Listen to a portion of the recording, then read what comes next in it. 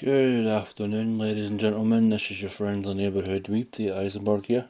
I just thought I'd do a wee review on the anime One Punch Man as a whole. Now that we've had 2 seasons of it already, don't worry, there's going to be a third season.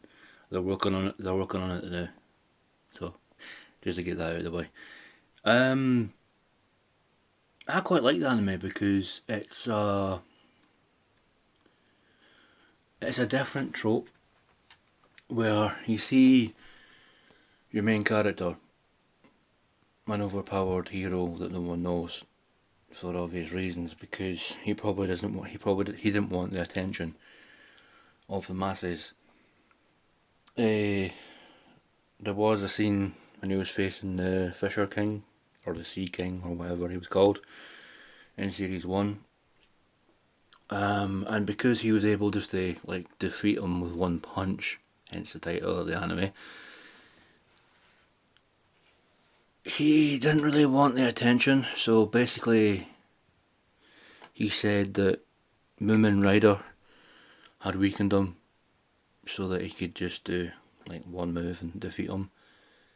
And then obviously the general populace were like, well, he's a cheat. He's just stealing Moomin Rider's kill. Well, not kill. Well, basically it's a... What was it? Sorry, I'll backtrack. They called him a cheat because he came in and just scooped up the glory of Moomin Rider weakening the Fisher King, I think he was called. But that was Saitama subconsciously just basically not wanting the attention for just basically being able just to hit him with one punch, and that was it. Because Saitama basically had the dream in series 1. They had finally found a opponent that could satisfy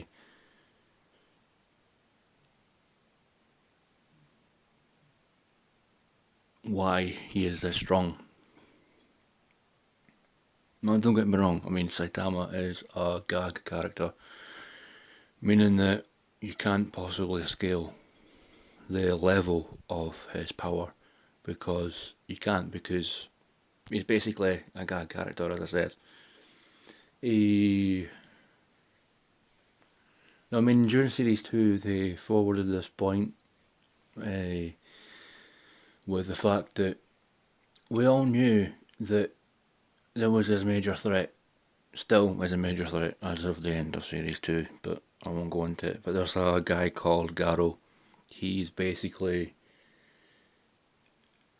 the polar opposite to Saitama, i.e. being a villain that is so strong that he's just basically he's basically hunting all the other heroes in this anime for fun.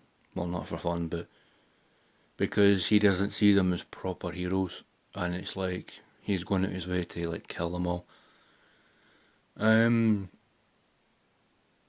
mean, granted, Garo was a fantastic villain for series 2 because the way they wrote him, he was in a way that personally I was cheering for him, because they told his backstory eventually, and because when he was growing up it was oversaturated with "we are the heroes, you shouldn't be the villain," and all that kind of stuff. I mean, granted, I would get annoyed with that as well if there was all these overpowered heroes and everyone was kind of clamouring at them and oh, they are fantastic things since sliced bread, and the villains were kind of misrepresented. So I mean, all through series 2, Garo built up his power to the point he was kind of enjoying what he was doing because he could kill them right, left, and centre.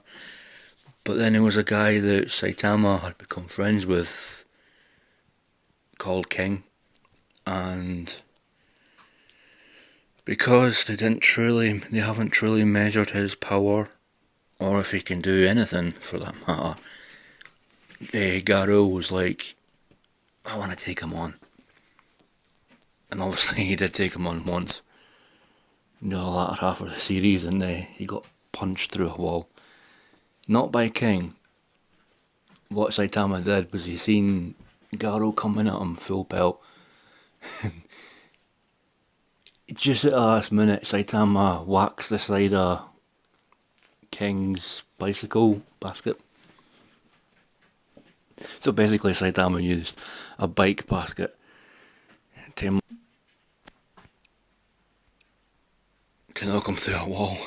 But yeah, I'm glad Garou wasn't a one trick pony, because obviously the Monster Association, the polar opposite to the Hero Association, came along and just went, right, just come with us. We need you. Of course, Garou doesn't like heroes and he doesn't like villains, so he wants to destroy both of them.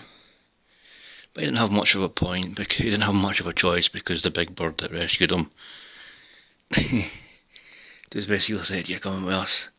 And he was so high up in the sky that if he'd let go, he'd kill himself by falling. No, but as I say, it's just like, what it is with Saitama, he's the main character, but he is a side character at the same time, because what they do is they have the side characters, but they make them the main characters, as in showing you in the anime that don't always rely on the main character to blitz everything. I have to say that was refreshing to see, because for most of the anime I was rooting for Genos, and his growth in series 2 was absolutely fantastic. He's a complete boss. A complete boss that wants to be like his master, Saitama, in many ways. But my rating for this anime would be 10 out of 10.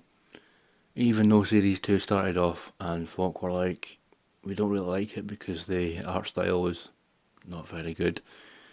It's not done by the previous people that did series 1. But I gave it a chance, and I'm glad I did, because I got to meet a good bad guy that was written well, and probably will come back in series 3. So yeah.